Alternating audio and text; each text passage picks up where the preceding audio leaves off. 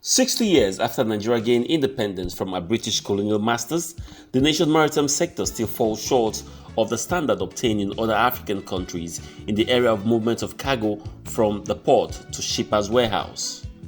Poor access road to Lagos port, which is the prime destination for import and export, is still a menace as the maritime sector still depends largely on road for the evacuation of cargo to and from the port.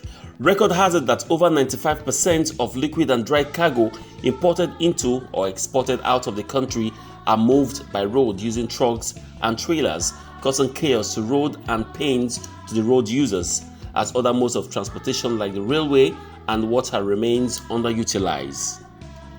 Experts say since the independence in 1960, the port has enjoyed cargo throughput, technological advancement, and in terms of revenue, it is second to oil.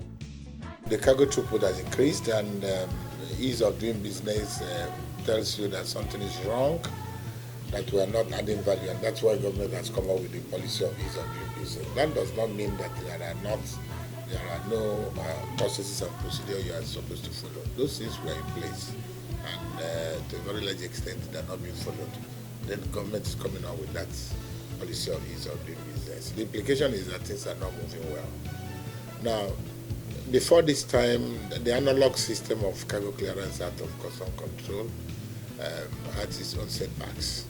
So in trying to improve upon that, we'll be looking at the issue of automation, making shipping business a paperless procedure. These are some of the things that, like I said, life is dynamic. Because one, the APAPA system, no rules. And of course, something we used to pay 50,000 from here to Ikeja, now we pay 350,000.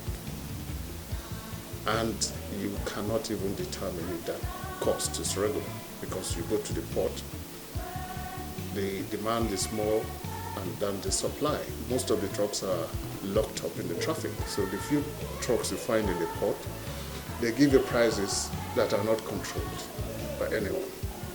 Why? Because you don't blame them. Even if you take the truck for 400,000, it got to a stage we were paying 800,000 to Ikeja. Graphically, if you look at the industry in the last 30 years, it started and it was actually going in an arithmetic progression, going up. But when it got to a stage, it became stagnant, and it has been stagnant in the last 7 years. The only thing I think I can say that is a growth or a development in the industry is the concessioning of the seaport.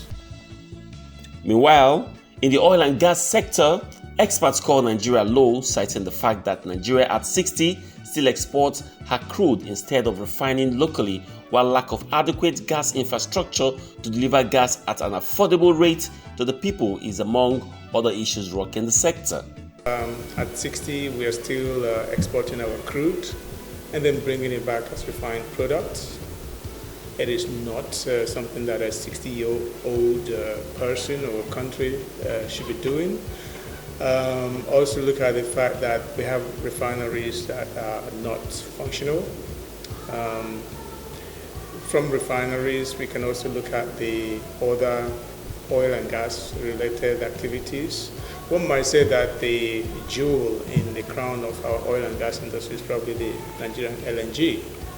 The Nigerian LNG has done well. I mean, without it, I think probably the whole oil and gas business in Nigeria would have been in shambles. But it has done very well, but mainly because it's private sector driven.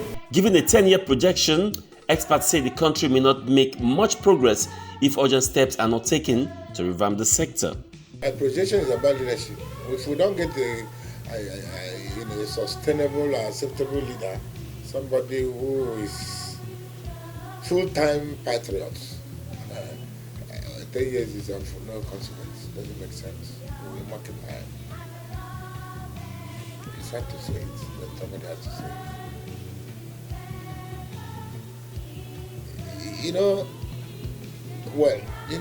Sometimes we need to expand this issue of leadership. But a leader must stand. You understand? And then others will follow. For instance, if you look at Section 5 of the Constitution, the powers of the executive president have been delegated to the head of government. It is not difficult for this industry to progress, even in geometry. in geometric, or let me say in the supersonic speed. But you need a government that may be interested. You need a government that will look at the policy. You need a government that will carry stakeholders along. How do we move our maritime industry forward? But if it is this like a drastic attitude that we have with our government, I'm sorry, we'll still be moving at a snail's speed. 10 years ago, 2010, what progress have we made? Actually, knowing that the cabotage law came into effect during that period, and now we haven't achieved much more than we hoped that it would have achieved.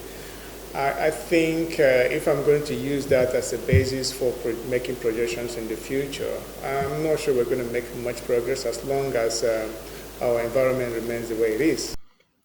With the standing order from President Muhammadu Buhari to the Minister of Transportation for all ports to be linked by rail, it is expected that the difficulty faced in moving cargo in and out of the port will soon be a thing of the past. Brownson, Unwana, for Nigerian Maritime TV.